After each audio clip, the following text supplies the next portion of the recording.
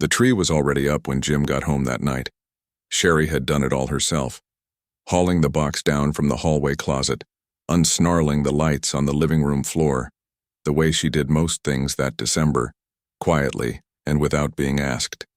Buried inside the box, wrapped in old tissue paper, she found a broken ornament, a hand-painted Santa face with a crooked smile, something they'd bought at a craft fair in Duluth during their second year together. She set it on the counter instead of throwing it away, her fingers resting on it a beat too long before she let go. Jim walked through the door at 8:47. She knew his sounds, the specific way he used to drop his keys on the hook, or lately the way he didn't, the weight of his footsteps, and the slight hesitation that now preceded every room she was already in, a hesitation so new and so careful it had no name yet, only a pattern she'd been filing away for weeks in some quiet back room of herself. "Hey," he said. "Hey." She adjusted a branch on the tree. "There's pasta on the stove." He glanced over. Already 8. She kept her hands on the branch a second longer than necessary. The apartment smelled like pine and the faint burn of the plug-in lights warming up for the first time since last year. Outside, Minneapolis was doing what Minneapolis does in December, going gray and still and indifferent. She had been with Jim Calloway for 11 years, married for 8. She'd met him at a work event downtown, a quarterly mixer at a rooftop bar in the North Loop, the kind of evening she usually ducked out of early. He'd brought her a drink she hadn't ordered, made her laugh twice in the first 5 minutes, and looked at her with the focused, deliberate attention of a man who had decided she was the only person in the room worth talking to. She had been careful with him. She was careful with everything. Her mother had called him charming at their first meeting, meant as a warning, received as a compliment. That should have told her something. There is a version of this story where you see everything coming from miles away. The sleepless nights, the distance, the slow withdrawal of a man's full attention. The truth is harder than that. When someone spends years making you feel chosen, the unraveling is gradual enough that you don't recognize it as unraveling. You keep finding other names for it. Stress, exhaustion, a rough quarter at work. He had been somewhere else since October. She'd noticed, and of course she was Sherry, she noticed everything. But she'd chalked it up to the business. His company had taken a hard hit in Q3, and his silence had felt more like fatigue than absence. The kind of quiet she'd learned to give room to over years of being the person who kept things running. She was good at that. She had trained herself, through small and unremarkable erosions, to read a man's silence as something to work around rather than something to ask about. She was still doing it the night she found the messages. It wasn't something she'd gone looking for. She wasn't the type. She'd always found the whole dynamic humiliating, the theatrics of suspicion, the implicit confession that you no longer trusted the person you'd chosen. Jim's phone was on the kitchen counter, screen up while he showered. A notification came through. She glanced at it the way you glance at anything sitting in your line of sight. The name at the top of the thread was Ashley. The preview was 4 words long. She didn't read them. She didn't need to. Something in her body understood before her mind caught up. A cold, specific clarity, like a key turning in a lock she hadn't known existed. She placed the phone back exactly where it was, screen up, and walked into the living room. She stopped at the window. Minneapolis in December, pewter sky, bare trees, the distant smear of headlights on Lyndale Avenue. She pressed 2 fingers to the cold glass and held them there, feeling the temperature move through her, steady and clean, the only real thing in the room. She stood there until she heard the shower cut off. "The Hendersons invited us for New Year's," she said when he came in. "I might be traveling." "Might be, or will be." A pause. "I'll let you know." She turned. He was looking at his phone, that phone, his thumb moving in that small, practiced way, the screen angled just slightly away from her. She studied the line of his jaw, the set of his shoulders, the face of the man who had once driven 40 minutes through a snowstorm because she'd texted him saying she was having a bad day, who'd shown up with Thai food and sat beside her without saying a single word, just sat there, his presence the whole point. She looked for that man. What she found was a stranger wearing his face well. The broken ornament was still on the counter. She crossed the room, picked it up, turned it over once in her hands, the paint worn at the edges, the Santa's crooked smile unchanged, cheerful and oblivious, and set it back down. She went to bed before him, lay in the dark, listening to the muffled evidence of his evening moving through the apartment, the refrigerator, the television low, the bathroom faucet running and stopping, the sounds of a life that from the outside still looked intact. Sleep didn't come. At midnight she got up and went to the living room. The tree was lit, the only light in the apartment, its greens and golds and reds pressing softly against the darkness. Snow against the window. The city quiet. She stood there for a long time, long enough that the cold coming off the glass reached her where she stood, long enough that the ornament on the counter blurred at the edge of her vision. Then she reached out and turned off the lights. She confronted him the next morning. She'd spent the night rehearsing it, lying rigid in the dark beside a man who was either asleep or doing a convincing impression of it, assembling her words the way she assembled spreadsheets, in order, with precision, with no room left for misinterpretation. She was a numbers person. She dealt in facts. The fact was, she had seen the name on his phone. The fact was, she knew exactly what it meant. She waited until he'd had his coffee, sat across from him at the kitchen table, the matching mugs between them. The ones they'd found at the Linden Hills Farmers Market, rims chipped and never replaced, small domesticities neither of them had ever gotten around to fixing. And she said quietly and without preface, "Who is Ashley?" Jim went very still.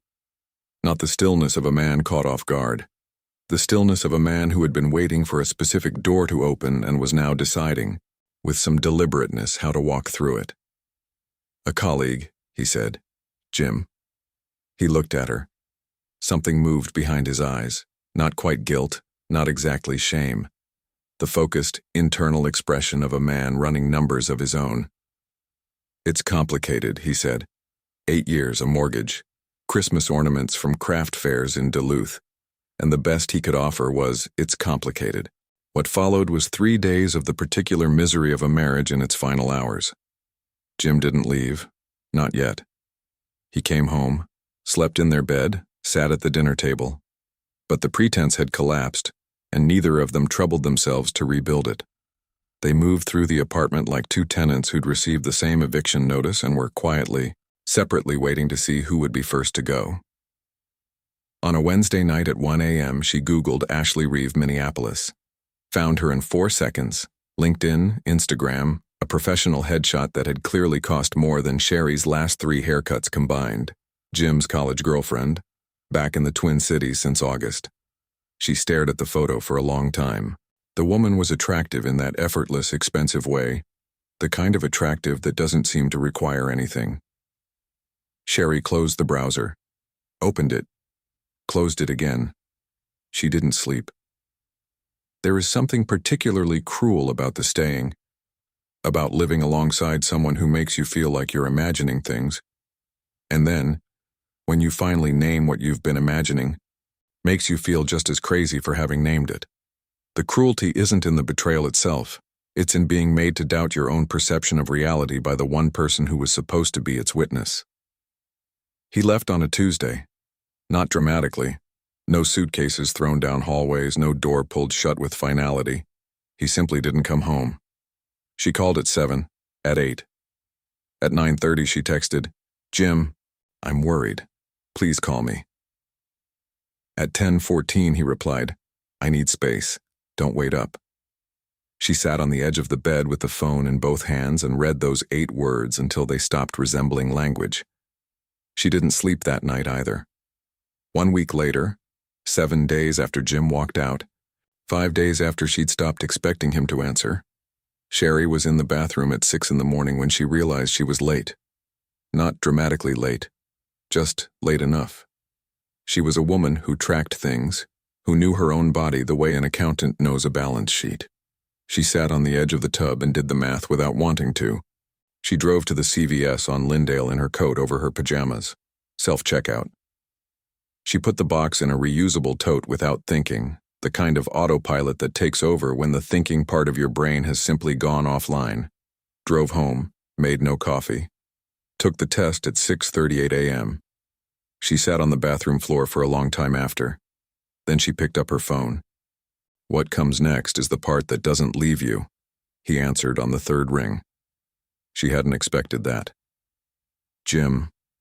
Her voice was steadier than she felt, steadier than she had any right to be, sitting cross-legged on cold tile with her back against the cabinet under the sink. "I need to talk to you. Something has happened and I need you to listen." A pause. Road noise in the background. He was already somewhere else, already living the other version of his life. "I'm pregnant," she said. "I just found out this morning. I think I'm about 7 weeks. I need you to come home." Silence. "Jim." "Sherry." His voice, when it came, was careful in the specific way of a man selecting words for a purpose. "I think you need to be honest with yourself." "What does that mean?" "It means—" A pause. "You've been wanting a baby for a long time. I'm not saying you planned this, but the timing is— Are you serious right now?" "I'm just saying it's convenient." The word landed like a door closing in a quiet house. Convenient. "Jim, I took a test 20 minutes ago. This is not a strategy. This is our— And if it's true," he said, cutting across her, "we'll deal with it, but it doesn't change anything between us. You need to understand that. I'm not coming back." "If it's true." She heard herself repeat it. Flat. Uncomprehending. "You're saying if it's true?" "I'll have my attorney reach out about next step." "Jim." But he was already gone. She had called him to tell him he was going to be a father. He had responded by suggesting she was lying. If it's true, those 3 words, about his own child, delivered with the mild impatience of a man who had somewhere more important to be. She sat at the kitchen table for a long time. Both mugs were still there. She hadn't been able to make herself put his away, some stubborn, unreasonable part of her still holding the shape of the routine they'd had. She picked his up now and set it in the sink without looking at it. Her phone buzzed against the table, an unknown number. "Hi, Sherry. I'm Jim's attorney. He asked me to reach out regarding—" She turned it face down. Outside, Minneapolis December was doing what it always does, gray and indifferent, going about its business without apology, without acknowledgement of the specific grief happening on the 3rd floor of a building on the south side of the city. She pressed her palm flat against her stomach, just held it there. The baby didn't move. It was far too early for that.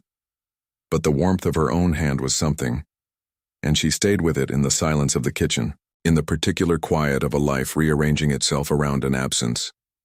She sat there anyway. She drove herself to the hospital. 8 months had passed since Jim walked out. 8 months since the word convenient. 8 months of constructing something livable out of wreckage, alone, in a city that doesn't slow down for anyone's private devastation.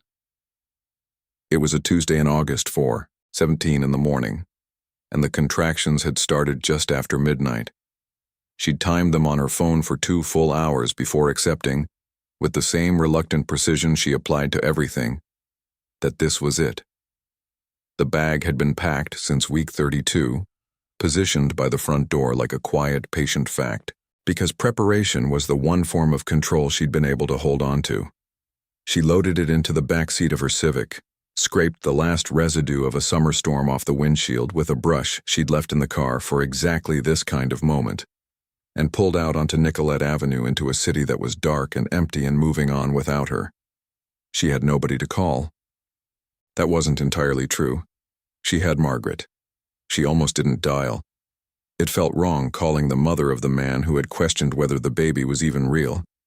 But at a red light on 28th Street, she picked up her phone anyway, and Margaret answered on the second ring, her voice immediately alert in the way of a woman who had been sleeping lightly for months, holding herself at the surface of consciousness, waiting without admitting she was waiting. "I'm on my way," Margaret said. No questions. Just that. The cruelest thing isn't always the person who leaves. Sometimes it's the silence from the people who stayed, who watched it all happen, understood exactly what they were watching, and said nothing because it was easier not to. Margaret Calloway was not one of those people, and that matters more than it sounds. 14 hours later, Noah James Calloway was born. 7 pounds, 4 ounces, a full head of dark hair, a face so new and so complete that Sherry, exhausted down to the cellular level, looked at it for the first time and felt something inside her chest move. Not break, not mend, but shift into a configuration she recognized immediately as permanent. Margaret was in the waiting room. They let her in after. She stood at the edge of the bed and looked at the baby, and her lips pressed together in a line that held more than it showed. Grief, maybe, or the particular expression of a woman confronting a situation that should have been different, who knows exactly whose fault it is that it isn't and has nowhere to put that knowledge. "He's beautiful," she said quietly. "I know." Margaret sat in the chair beside the bed. She didn't speak for a long time. She didn't have to. The room was warm and dim, the monitors a soft, steady rhythm, and her presence in that chair was its own complete sentence. Hold both of these things at once, because that's the only honest way to tell it. On the other side of the country, that same evening, Jim and Ashley were in Miami. The photos went up on Ashley's Instagram at 7:32 p.m., a waterfront table in Brickell, candlelight, wine glasses that cost more than Sherry's monthly grocery bill. Ashley in a white dress, hair immaculate, the particular radiance of a woman who has decided, with some satisfaction, that she's on the right side of things. Jim's hand resting on the table beside hers. The caption, "Finally." Sherry didn't see the photos. She was asleep by then, Noah on her chest, Margaret in the chair, the hospital room quiet except for the monitors and the specific, irreversible stillness of a life that has just changed its own shape. Jim's phone received a notification that night, a voicemail from an unknown number. The hospital's main line. A nurse following the protocol on Sherry's intake form. She had listed him as her emergency contact and then, in the same pen stroke, in the same unhesitating motion, crossed his name out. He didn't check his voicemail. He and Ashley split a dessert. She posted a story of the view. There is something it does to a person, being in real pain. The physical, splitting open kind, while somewhere out there the one who caused it is raising a glass. It doesn't leave cleanly. It becomes part of the architecture of who you are afterward. A load-bearing wall you don't notice until you're standing inside the finished room. Margaret stayed at the hospital until noon the next day, and came back every day after that. Jim didn't call. Not that week, not the week after. The absence settled in gradually, the way cold does in an old building, not all at once, but into every corner, until you stop expecting warmth and start dressing for the temperature. Sherry stopped waiting for it somewhere around the second week of September. She was standing in the kitchen at 3 a.m, heating a bottle one-handed while Noah screamed, and the floor was cold through her socks, and the overhead light was too harsh, and there was a pile of unopened mail on the counter that almost certainly contained something from Jim's attorney, and she thought, this is what it is now, not as a collapse, not as surrender, as information, the kind you stop arguing with and start building from. She heated the bottle. She sat in the rocking chair. Noah quieted against her, his small weight settling into her chest like something that had always been meant to go there. She didn't look at the mail until the following week. September in Minneapolis had a specific quality that year, warm longer than it had any right to be. The kind of false extension that tricks people into t-shirts and open windows, right up until the morning they wake to find winter has arrived overnight without announcement. Sherry had always loved that about September, the borrowed time of it, the city holding its breath before the long exhale. She was running on 4 hours of sleep and a cup of coffee that had gone cold before she'd gotten halfway through it. Noah was 6 weeks old. He slept in 2-hour increments, which meant she slept in 2-hour increments, which meant she moved through the day in a particular underwater way. Everything arriving just a half-second late. Her own thoughts like subtitles slightly out of sync with the film. One morning she'd opened her accounting software, pulled up a spreadsheet she'd built herself, and stared at it for 11 minutes before closing the laptop. Not because she couldn't do it, because she couldn't locate anywhere in herself a reason to care. The apartment smelled like spit up and baby powder and, faintly, like the cedar candle Margaret had brought the week before. Something warm and grounding, the smell of a house where someone is taking care of things. Here's what no one tells you about being left. It isn't the large moments that wear you down to the bone. It's the Tuesday afternoons. The moment you realize the trash needs to go out and you are the only one. The moment you need 2 free hands and you have exactly 2 hands, but one of them is already holding a baby, and the other one is all you've got. Her mother called from Scottsdale every Sunday. The calls ran exactly 22 minutes. Sherry had clocked it, and followed a pattern so reliable it had become its own kind of structure. Weather report, HOA complaint, 3 questions about the baby that were really questions about Jim, and then the part where her mother said, "We told you, Sherry," delivered not cruelly, but with the weary, exhaled relief of a woman who had been holding that sentence for years and could finally, mercifully set it down. "We told you." Her father had said the same in an email. Her brother had gone quiet in the particular way that meant he agreed. None of them knew about the baby's middle name, James. Noah James. She'd given him Jim's name as a middle name, not as an open door, not as sentiment, not as anything that could be interpreted as hope, because it was accurate.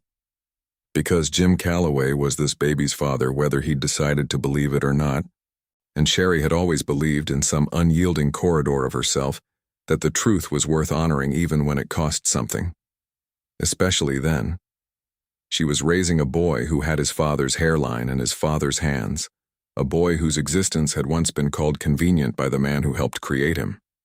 She was doing it alone, in a 2-bedroom apartment in South Minneapolis, on a budget tight enough that she was actually using the spreadsheet she'd built in college as a joke and never imagined she'd need. She was doing it well. Margaret came on Thursdays. She always brought food, Tupperware stacked in a canvas bag, things that reheated without losing anything. Soups, casseroles, and once a whole roasted chicken that Sherry cried about later, privately, standing over the refrigerator at midnight, because she hadn't understood until that moment how long it had been since someone had cooked a real meal for her. Margaret held Noah with the unhurried ease of a woman who had raised children and hadn't forgotten the first thing about it. And Noah, who screamed through most of Sherry's attempts to comfort him and slept fitfully in his own bassinet, went still in Margaret's arms with a completeness that looked to Sherry almost like trust. They didn't talk about Jim directly. Not yet. Margaret would surface him sometimes in the careful, sideways manner of someone carrying a wound they weren't ready to fully examine. "He's not returning my calls," she said once. Just that, her eyes on the street below Sherry's window. And Sherry would nod, and they would both let the silence fill the space where there was nothing useful left to say. There is research, studies on maternal isolation in the postpartum period, showing that loneliness during those first weeks isn't just emotionally damaging. It compounds. It accumulates in the body. It becomes a health outcome. Sherry wasn't simply lonely. She was running a deficit, and no one with any obligation to fix it was doing anything about it. Jim and Ashley had moved into a place in Edina. She found out from a mutual acquaintance, a woman from Jim's old business circle who texted with what read like genuine distress. "I saw them at Cook's of Crocus Hill on Saturday. He looked right through me." "I'm so sorry, Sherry." She looked up the address on Zillow. She couldn't have explained why, and she didn't try to. She scrolled through the listing photos. Open kitchen, gas fireplace, a primary bathroom that cost more than her car, the whole clean, expensive shape of a life being rebuilt on top of the rubble of hers. Then she closed the app and put the phone face down on the counter. She didn't pick it up again for 2 hours. Noah was asleep in the bouncer on the kitchen floor, one sock missing, his chest rising and falling with the easy, unconscious rhythm of someone who has no idea yet what the world requires of you. She found the sock wedged under the bouncer frame, worked it back onto his foot with 2 careful fingers, and crouched there on the kitchen floor for a moment, just staying with it, the weight of the apartment around her, the cedar smell, the thin September light through the window, her son sleeping on the floor of a life she was building 1 hour at a time. His name is Noah, she thought. He exists. He's real. He's here. She stood up. She refilled her coffee. She opened the laptop. The appointment was on a Wednesday in March. It had started the previous October, a lump she'd found during a routine self-exam, small and firm, the kind of thing that's impossible to be certain about when you're sleep-deprived and postpartum, and your body has recently done something enormous. She'd told herself it was stress, hormones. Your body just had a baby. Give it time. She told herself this for 4 months with the same disciplined persistence she applied to everything she didn't want to be true. Then she made the appointment. Her OB through the pregnancy, Dr. Pauline Reyes, referred her to a colleague at the Piper Breast Center. Dr. Walsh, a compact, precise woman who had clearly decided at some point in her career that clarity was the most humane thing she could offer, and had organized her entire manner around that conviction. The biopsy was Tuesday. The results were Wednesday. She'd arranged for Margaret to take Noah for the day. She drove to the appointment alone, down 35W in morning traffic, NPR murmuring something about a city council vote that she couldn't locate any interest in. She parked in the ramp on Chicago Avenue, turned off the engine, and sat with her hands still on the wheel for 4 minutes, watching other people walk through the entrance like it was any building on any morning, before she made herself go inside. The waiting room looked exactly the way waiting rooms always look. Too normal. Magazines fanned on a side table. A potted plant doing fine. A receptionist who called her name with the pleasant, unhurried tone of someone for whom this is simply the next name on the list. Doctor. Walsh said the word with the directness of someone who had said it hundreds of times and long since understood that softening it only extended the moment of impact without reducing it. Cancer. Stage 2. Treatable. The prognosis was genuinely good, and Dr. Walsh said this twice, with the deliberate emphasis of someone countering a narrative she could already see forming behind a patient's eyes. Surgery first, then chemotherapy, then radiation. A hard year in all likelihood. But the prognosis was good. I want you to hear that, Sherry. She heard it. She filed it. She folded her hands in her lap and kept her face still and nodded at the appropriate moments, and the whole time some separate, quieter part of her was standing slightly to the side of the conversation, watching it happen. Consider the specific weight of this moment, not the diagnosis alone and the context of it. This woman had survived being abandoned while carrying a child. She'd brought a baby home to an empty apartment in the middle of a Minneapolis winter and figured it out alone on the thinnest margin of sleep and money. She'd rebuilt her work, kept the bills paid, kept Noah fed and warm and held. And now, 12 months to the week after Jim decided she was inconvenient, she was sitting in a doctor's office hearing the word cancer, alone. Because the person who was supposed to be there had somewhere better to be. She drove home on autopilot. She remembered, in the fractured, non-linear way that shock produces memories, the year Jim had a kidney stone.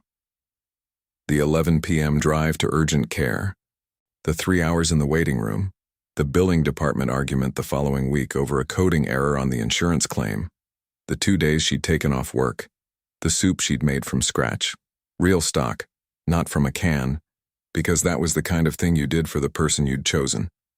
She parked in her spot, sat in the car. She thought about Noah, 7 months old now, pulling himself upright at the edge of the coffee table with the total, furrowed concentration of someone attempting something that matters enormously. I have to stay. Not as a decision she was making, as a biological fact, as the only acceptable outcome, the one variable in the equation that wasn't allowed to change. She got out of the car, walked up the stairs, unlocked the door. People talk about strength as though it's a feeling, something you either possess or you don't, something that rises up in you when you need it. What it actually looks like is this: a woman coming home to an empty apartment after the worst morning of her year, setting her keys on the hook and doing the next thing. Not because she's fearless, because someone is counting on her in a way that makes fear irrelevant. She took the folder from her bag, imaging results, biopsy report, the treatment plan printout with Dr. Walsh's handwritten notes in the margin, and put it in the kitchen drawer. Beneath the takeout menus, the extra batteries, the warranty card for the toaster she'd bought herself because Jim had taken the good one. She closed the drawer. She called Margaret. She didn't say anything right away. She asked how Noah's morning had been and listened to a full 3-minute account of a feeding that had gone better than expected. Margaret's voice easy and warm, the ordinary comfort of someone who calls a baby's digestion good news and means it entirely. Then, her voice very steady. "Margaret, I got some news today. I'm going to need some help." A beat of silence. "Tell me what you need." Sherry looked at the kitchen drawer, the closed, ordinary, unremarkable kitchen drawer containing the paperwork for the hardest year of her life. "I'll explain when you come over," she said. She hung up, ran the water in the sink. It came out too hot and she kept her hands under it anyway, standing there at the counter until the temperature reached her, until she felt it. Just stood there and let it be something she could actually feel. Jim got sick in April. Nothing serious. A bad flu, the kind that pins a person flat for 4 days. Fever and chills and the particular misery of a man who has never fully accepted that his body is capable of inconveniencing him. He called into work, migrated to the couch in the Adina house with a blanket he'd pulled from the bedroom and a television he wasn't really watching. He asked Ashley twice to pick up NyQuil from the Walgreens on France Avenue. She did it the first time. The second time, she said she had plans and couldn't make it back until late. Would he be okay? And he said, of course, and she said, great. And she didn't come home until after 11. 4 days. That's how long it took to see it clearly. Not a crisis, not a hospital, not anything requiring real sacrifice.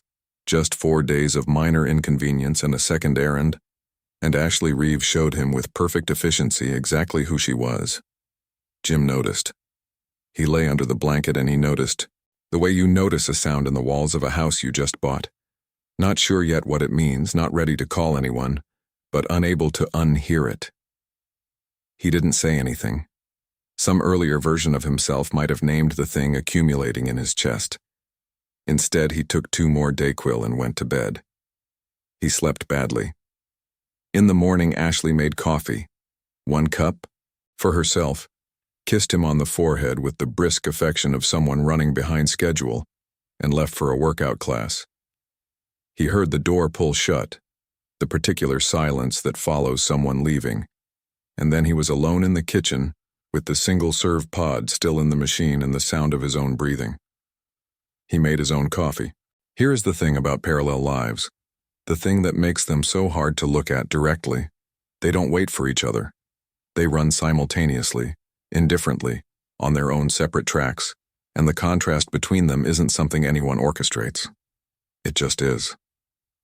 At the same moment, Jim stood alone in his kitchen in Adina. Sherry was at the infusion center on Nicollet Avenue, round 3 of 6. She'd built a system around it the way she built systems around everything, not because it made the thing easier, but because structure was how she kept the thing from being larger than she could carry. Margaret took Noah from 7 in the morning until the afternoon. Sherry drove herself. She'd tried Lyft twice, found the small talk unbearable, and stopped. She parked in the ramp, walked to the 3rd floor, and always took the chair by the window because the window chair had the best light and a direct view of the parking structure across the street, which she had developed, for reasons she couldn't explain, a genuine fondness for. The predictable geometry of it, maybe. The way it just stood there, level by level, doing exactly what it was built to do. She brought a thermos of peppermint tea and the same audiobook she'd been restarting for 2 months, losing her place each time and going back to the beginning without frustration. The repetition, its own small comfort. Her hair had started going in February. She'd cut it short before it could leave on its own terms. A practical decision, she told Margaret, who said it looks good, Sherry. It actually really does, and Sherry had said you don't have to say that, and Margaret had said I know. That's how you know I mean it. Have you ever been asked to be strong at the precise moment you had the least of it left? When the timing was simply wrong, unfair in a way that didn't care whether you acknowledged it, and you did it anyway. Not because you'd found some reserve of courage, but because the alternative wasn't available to you. That month, Noah had learned to wave. A full-arm, loose-wristed wave, deployed with total indiscrimination. At Margaret, at strangers in the checkout line, at the UPS driver, at the potted plant in the corner of the living room that had never once done anything to earn his affection. The first time he waved at Sherry directly, she cried, not from grief but from the specific, almost unbearable quality of something being too good. A moment that was more than she knew how to hold. She took a video. She didn't send it to anyone. She thought about sending it to Jim, held the thought for a moment the way you hold something warm before setting it down, closed her phone. At the infusion center, the nurse, a woman named Bev, who had the efficient, unperformative warmth of someone who had long since understood that people in these chairs didn't need to be handled, only seen, swapped out the bag and asked how the nausea had been running this week. Better, Sherry said. I figured out if I eat something small every 2 hours it helps. The crackers thing. The crackers thing. Bev noted something on the tablet. She had a way of doing this, writing without looking away from you first, so the documentation never felt like a dismissal. Your little one's still with Grandma today? Sherry paused for just a beat. Yeah, she said. He is. She looked out the window at the parking structure, level by level, doing what it was built to do. Across town, Jim stood in his kitchen with his coffee and the particular quiet of a house where someone else has just left. And the flu was breaking. And something else was breaking too. Something that had been accumulating since a night in December when a woman he'd stopped paying attention to had quietly turned off a Christmas tree. Something he hadn't named and hadn't needed to name until now, until 4 days on a couch alone made the naming feel unavoidable. The good days came in stretches. Not every week, not on any schedule she could predict. But they came, the days when the fatigue lifted just enough that her thoughts arrived in the right order, when Noah woke up cheerful, when the afternoon light came through the west-facing window at the angle that made the apartment look like somewhere she had chosen, rather than somewhere she had landed. She started the letter on a Tuesday in May. Not intentionally. She'd been paying bills at the kitchen table, paper bills, actual paper, because she was a numbers person who had always found something more honest about holding the thing in her hands. And when she finished, she had a yellow legal pad in front of her, and a pen, and a particular quality of stillness, and she just started writing. Dear Jim. She stopped, started again. There are things you should know. She wasn't writing it to send. That's what she told herself. At first, that she was writing it because she needed to put it somewhere outside of herself, the whole accumulated weight of the past year, somewhere it could exist without living exclusively in her chest. But somewhere around the second page she understood it was more than that. She was writing it because someday he would need to know what he had done, and she wasn't willing to leave that to chance or to his own reconstruction of events or to the softened version of the story he was probably already telling himself. She wrote for 2 hours that first Tuesday. She wrote about the night she found out she was pregnant, the CVS on Lyndale, the fluorescent lights, the self-checkout, the way she'd put the box in a reusable tote instead of a plastic bag, because her hands were moving on autopilot, while the rest of her was somewhere else entirely. She wrote about taking the test in the bathroom while the shower ran on the other side of the wall, about sitting on the edge of the tub with the result in her hand and understanding, with complete and terrible clarity, that this was the moment everything divided into before and after.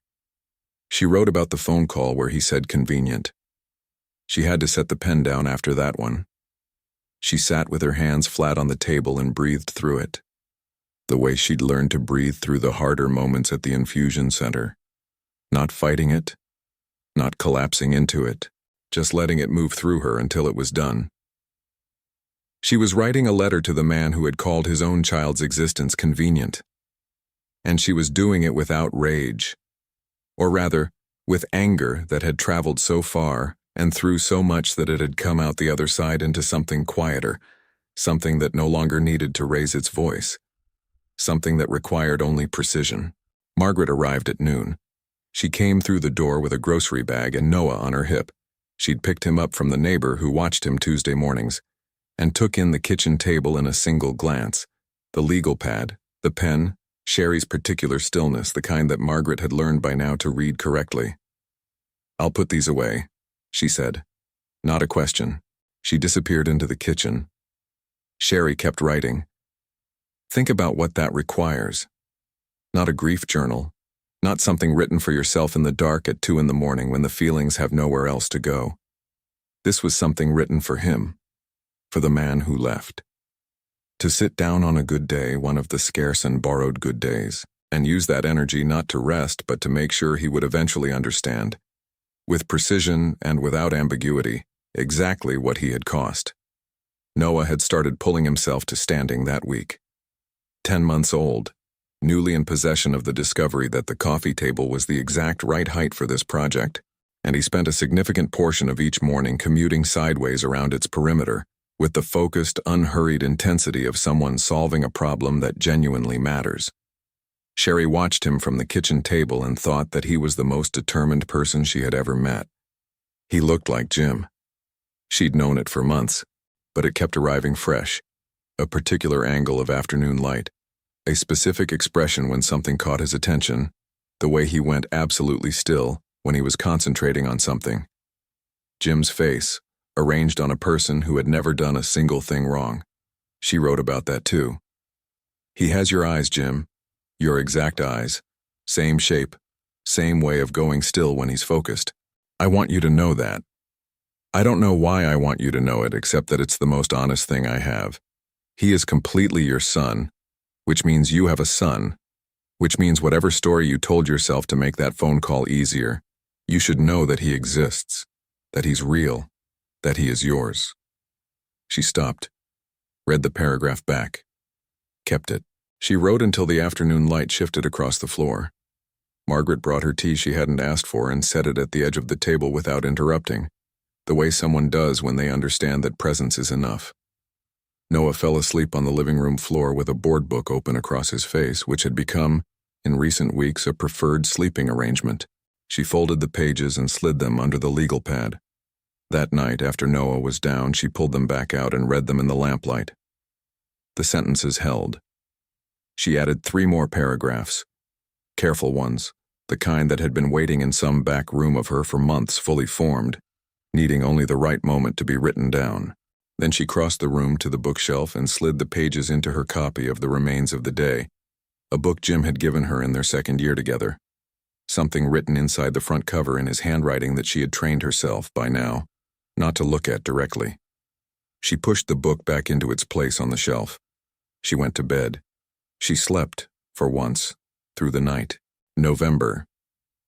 The apartment was warm, but Sherry was cold in the specific way of someone whose body was spending all its resources on something invisible. She lived in the cardigan Margaret had bought her, a big, shapeless, deliberately unglamorous thing, the kind of garment that exists purely as a statement of intent. Comfort is the only brief I have left. Noah had started walking. He walked the way new walkers walk, arms out, belly first, with the absolute confidence of someone who has not yet learned to distrust his own momentum. And Sherry tracked him from the couch with the focused, economical attention of a woman who understood that her energy was finite and had to be spent correctly. She'd finished chemotherapy in September. The October scans were good. Doctor, Walsh said, good response and cautiously optimistic, and Sherry had driven home and sat in the parking ramp for 10 minutes. Not crying, not calling anyone, just sitting with the engine off and her hands in her lap, letting the information settle into her body at whatever pace it needed. She started radiation in November. From the outside, it looked like this. A woman in her early 30s, thin now in a way she hadn't been before, short hair coming back and soft and uneven, dropping her toddler at a friend's house 5 mornings a week before driving to the clinic, then picking him up, then making lunch, then doing whatever came after that. One ordinary sequence of tasks laid over another. From the inside, it looked different.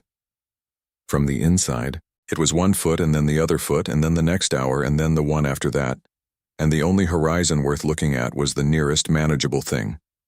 Margaret had rearranged her life around Sherry's treatment schedule without announcement and without making it something that required acknowledgement.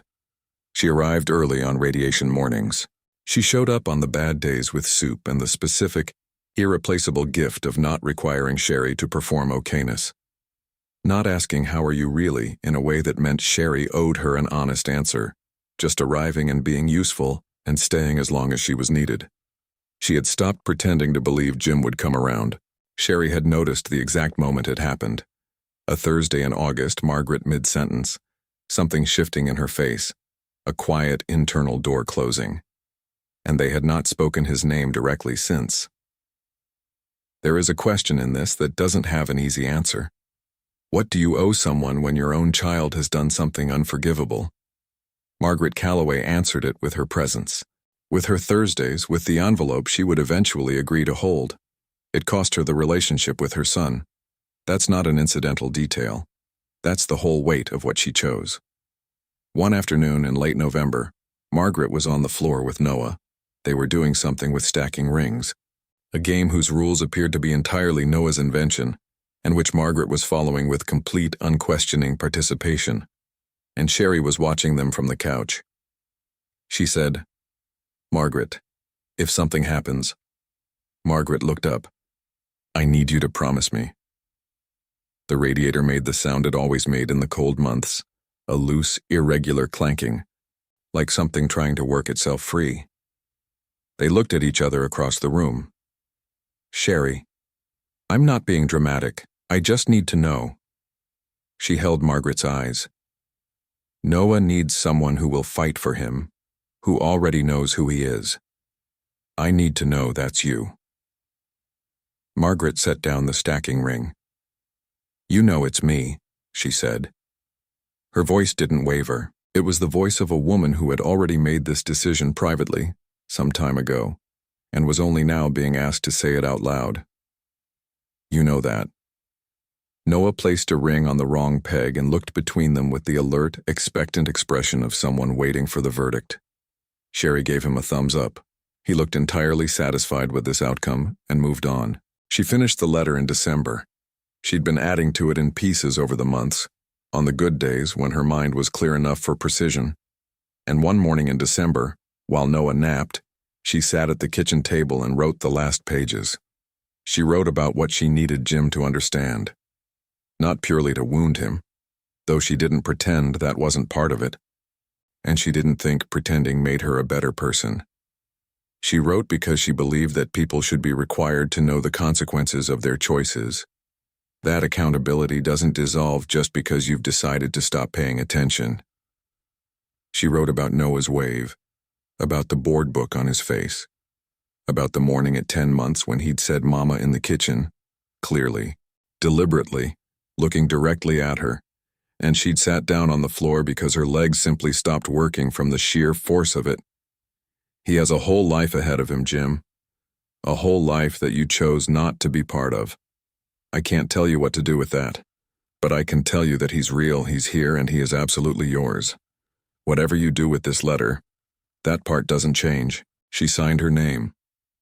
She folded the pages into an envelope, wrote Jim's name on the front in her clean accountant's handwriting, the handwriting she used for things that needed to be correct, looked up his Adena address on the county assessor's website because property records were public, and she was a numbers person who knew how to find what she needed, and wrote that down too. She sealed it. She held it for a moment. Just the weight of it. An envelope, a name, a year and a half of accumulated truth. She gave it to Margaret. "Don't send it yet," she said. "You'll know when." Margaret took it without asking when or why or what when would look like. She just took it. That night Sherry put Noah to bed. He'd developed a specific requirement for one particular song at bedtime. A song she'd sung so many times the words had stopped meaning anything and started meaning everything, the way words do when they become ritual. And she turned off the light and stood in the doorway. The room was dark and small and warm. She could hear him breathing. She stayed there for a moment in the gap of the door, her hand on the frame, just listening to the sound of him, steady and unhurried, the breathing of someone with no idea yet how much he is loved or what it cost. Then she pulled the door mostly closed and went to bed. The call came on a Friday morning in February. Jim was in his home office. The Adena house, the gas fireplace that threw heat without warmth, The kind of room that looked exactly right and never quite felt like anything, when his phone lit up with a number he didn't recognize. He let it go to voicemail, then noticed the 612 area code and called back. A woman answered. Soft-voiced, careful. She said she was calling from Margaret Calloway's phone. She said she was a neighbor. I'm so sorry to tell you this. There is no version of news like that which doesn't stop everything. No right posture, no prepared response, no way to receive it that softens what it does to the air in the room. He sat very still for a long time after he hung up. Ashley was somewhere in the house. He could track her by sound, the familiar morning sequence of her. The coffee grinder, the cabinet, the specific weight of her footstep on the hardwood, and he didn't call out to her. He sat in his office chair and looked at the wall, and let the silence do what it was going to do. He thought about the last time he'd spoken to Sherry, the phone call. Her voice, steadier than it had any right to be. Jim, I just found out. I think I'm about 7 weeks. I need you to come home. And then his own voice, which he heard now with a clarity that felt almost punitive. The flatness of it, the calculation behind it, the word he'd chosen. Convenient. He had not called her again after that. He'd told himself, on the occasions when he'd allowed himself to think about it at all, which he'd worked methodically to minimize, that she was fine, that she was capable, that she had people around her, that women like Sherry always found their footing. He had constructed this story carefully, maintained it without examination, and had never once asked whether any part of it was true. Here is what Jim didn't know. Here is the full sum of what his absence had cost, and what was even now making its way toward him. Ashley came into the office 20 minutes later. She saw his face and he could feel it doing something he couldn't control, some arrangement of features he hadn't chosen. And she said, "What happened?" Sherry died. She absorbed this, set her coffee mug on the corner of his desk with a small, careful click. "Oh," she said. Then, "When's the funeral?" "I don't know yet." "Are you going?" He looked at her. Something about the question, the efficiency of it, the way she had processed the information in approximately 4 seconds and arrived directly at logistics, the way there was no pause in her, no moment of just sitting with it. Something about that landed differently than it might have 6 months ago. "Yes," he said. A beat. "We barely knew her, Jim. I mean, you hadn't spoken to her in over a year." "Ashley." She stopped. "I'm going." Going to that funeral was the first honest thing Jim did in 2 years. Not a redemption. He hadn't earned one, and showing up to a funeral isn't the kind of thing you get credit for. But it was the first decision he made that wasn't organized around his own comfort. The first one he made alone, without checking to see if it was convenient.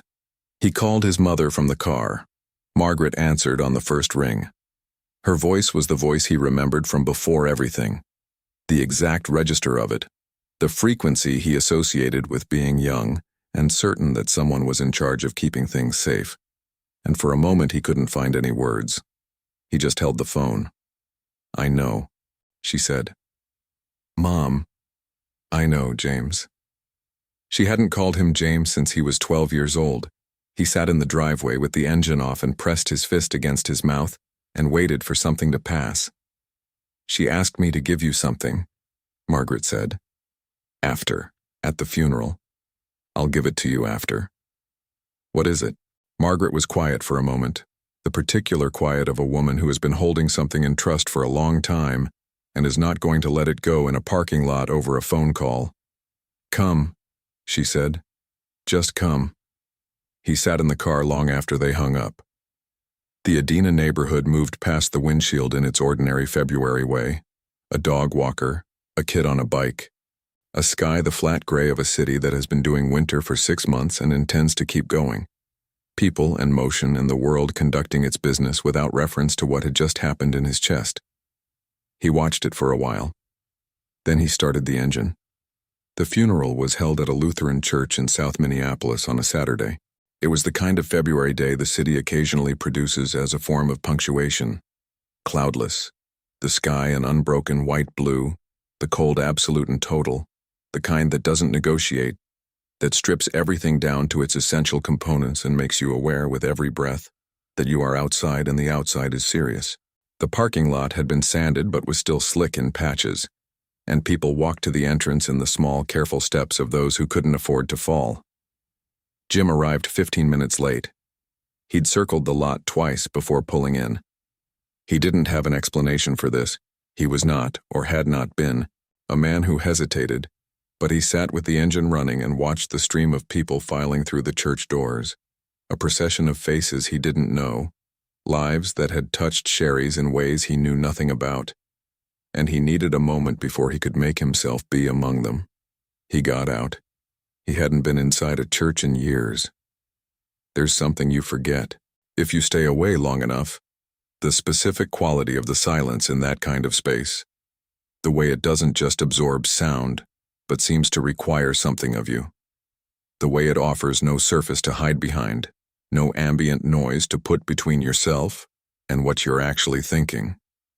He found a seat near the back. He kept his coat on.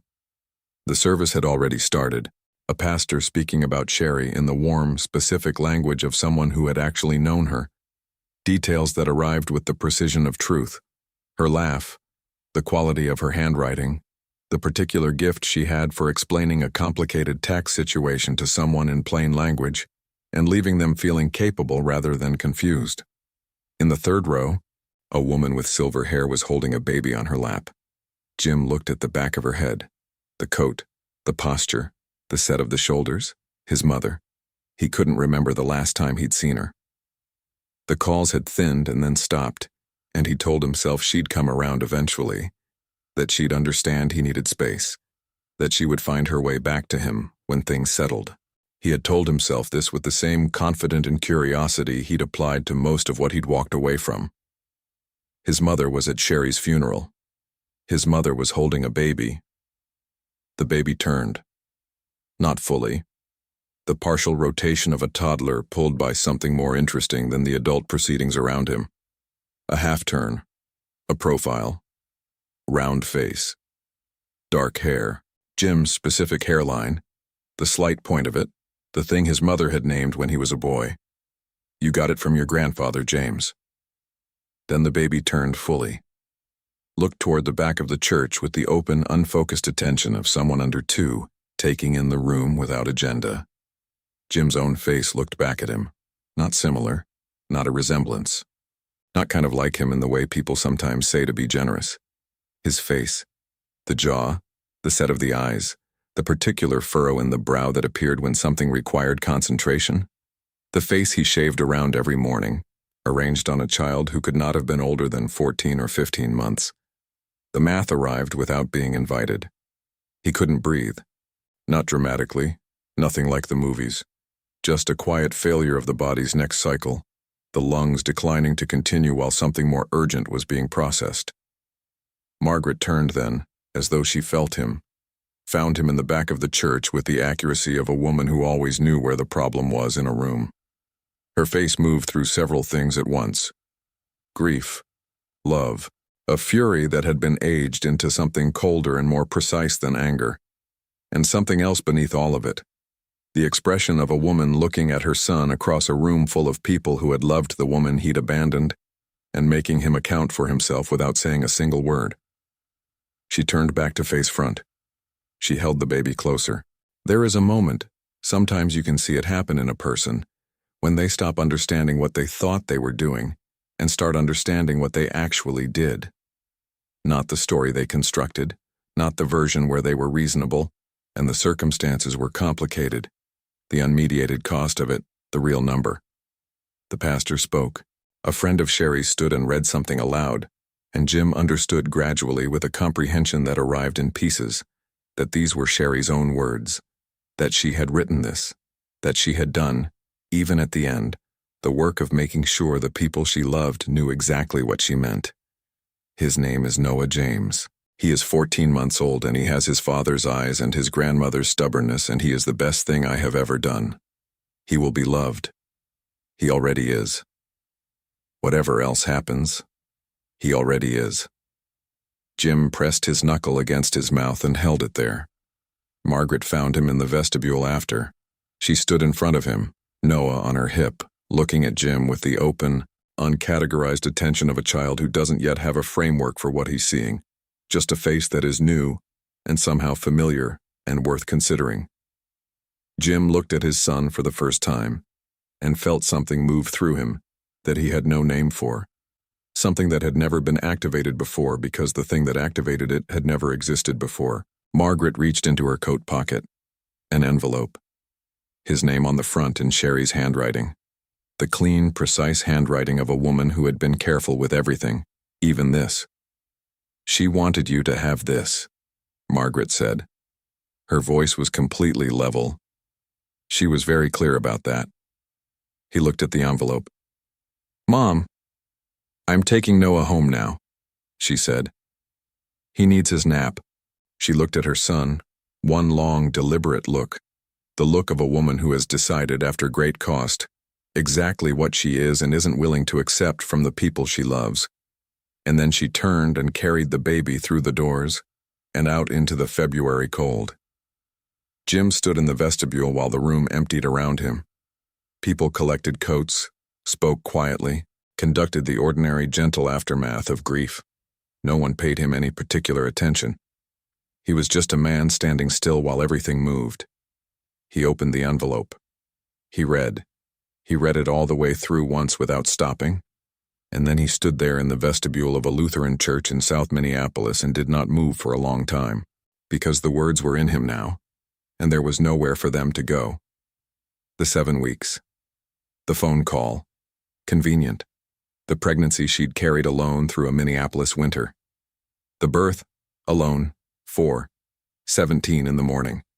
Driving herself down Nicollet Avenue in the dark. The lump she'd found in October. The biopsy, the diagnosis, the chemo, the radiation, the letter written on the good days because she had understood, with the clear-eyed pragmatism that had defined everything she'd ever done, that the good days were not guaranteed. "He has your eyes, Jim." He folded the letter, slid it back into the envelope, put the envelope in his coat pocket against his chest, where he would feel it with every breath for the rest of the afternoon. Through the glass doors he could see Margaret's car in the parking lot. She was at the rear door, buckling Noah into the car seat with the practiced efficiency of someone who had done it hundreds of times.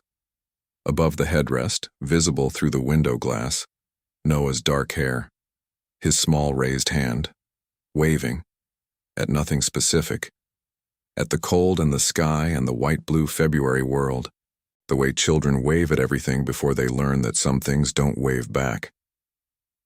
Jim stood at the glass and watched. The boy looked up. Their eyes met. Neither of them moved. The cold pressed against the doors between them. The parking lot was quiet. Inside the church, someone was stacking programs. Outside, a car started somewhere in the row, and in the space between the glass and the car seat, across a distance that was not only the length of a parking lot, a man looked at his son for the first time and understood, with a completeness that left no room for the stories he'd been telling himself, exactly what he had done. Neither of them moved. Margaret raised Noah in the house on Girard Avenue where Jim had grown up. She painted his room yellow. His choice, selected at age 3 from a strip of paint samples with the gravity of someone who has considered all available options and arrived, through rigorous process, at the only defensible answer. He started preschool in September and came home every day carrying something to report: a friend named Marcus, an ongoing dispute about who had rightful claim to the red truck, a song about the seasons that he performed at breakfast and dinner and occasionally in the car, at a volume that suggested he felt the song deserved a larger audience than it was getting. He had, as promised, his father's eyes. He also had Sherry's precision, the quality of attention she brought to things that interested her, focused and unhurried, the way she could make the ordinary feel considered. He organized his toys into categories that only he fully understood, and defended these categories, when challenged, without apology or negotiation. He had her handwriting already, at 4, small and clean and even, every letter the same height, a fact his preschool teacher noted at the first parent conference with the slightly bemused expression of someone encountering a skill that is not supposed to exist yet, and doesn't quite know what to do with it. Margaret told him about his mother. Not everything, not at once, and in pieces, the way you give a child the truth in sizes they can actually carry, set down gently one at a time. She told him his mother was a numbers person, which Noah took to mean she had liked math, which he also liked, which he found deeply satisfying. She told him she was funny and quiet, and that she had been very brave. She told him that his mother had loved him more than anything in the world from before he was born, and that this was still true, and would keep being true, and that still and keep were the important words. Noah accepted this the way children accept the true things, completely, without conditions, folding it into himself as simply a fact about the world, the same category as the oak tree in the backyard, and the name of his best friend and the correct color of his bedroom. And Jim. Jim was still somewhere in the city, still in Edina, as far as Margaret knew. They had spoken twice since the funeral, careful and incomplete conversations, the kind that two people have when they are no longer sure what they are to each other and are moving slowly around the edges of that uncertainty. Ashley had left in March, 2 weeks after the funeral, once certain financial details clarified themselves. Jim hadn't contested it.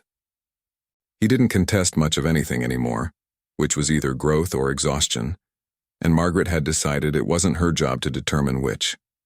He sent money for Noah every month, on time, the correct amount, without being asked twice. Margaret accepted it without thanks. He had asked once whether he could see Noah. Margaret had said, when Noah is old enough to decide that for himself. He hadn't asked again. In the copy of The Remains of the Day on Margaret's bookshelf, she'd taken it from Sherry's apartment along with a few other things she thought Noah might want someday. There was a note inside the front cover. Jim's handwriting, younger somehow, less guarded from a version of him that had not yet learned to hedge. For S, because you were right about this one, and about most things. Love, J. Margaret had read it. She'd put the book back on the shelf. Someday, she thought, Noah would find it. Someday he would be old enough to want the whole shape of the story, not the pieces she'd given him in sizes he could carry, but the architecture beneath them. He would read his mother's letter, all of it, the pages written on the good days in the clean accountant's handwriting of a woman who believed the truth was worth honoring, even when it cost something. He would hold the small things left behind, the book, the inscription, the photograph from the craft fair in Duluth where both of them were laughing at something outside the frame, young and unguarded, before any of it. And he would build his own understanding of who she was, what she had survived, what she had refused to let diminish her, what she had given him simply by deciding, on a kitchen floor at 6:38 in the morning, that he was real, and he was hers, and she was staying. And he would know, the way children who have been loved completely and without condition always know, in the part of themselves that precedes language, that whatever had been taken from his mother, whatever withheld, whatever cruelty had come to her in the shape of a man going cold, and a phone forwarded to voicemail and a single word deployed like a door closing, none of it had touched him. He had arrived anyway, whole, wanted, entirely himself. On a Thursday morning in April, Margaret was on the back porch with her coffee when Noah came through the door in his boots on the wrong feet, jacket half-zipped, a plastic dinosaur in each hand with the purposeful air of someone who has already decided how this morning is going to go. He sat down beside her. They looked at the backyard together. The oak tree was coming in, early this year, the new leaves small and almost translucent against the April sky, that particular green that only exists for about 2 weeks before it deepens into summer, and you forget it was ever that tender. "Grandma," Noah said. "Yeah?" He held up the smaller dinosaur. "This one is mine," he said. "The big one is yours." She took the big dinosaur. "Okay," she said. They sat there. The morning was quiet and new and entirely sufficient. End.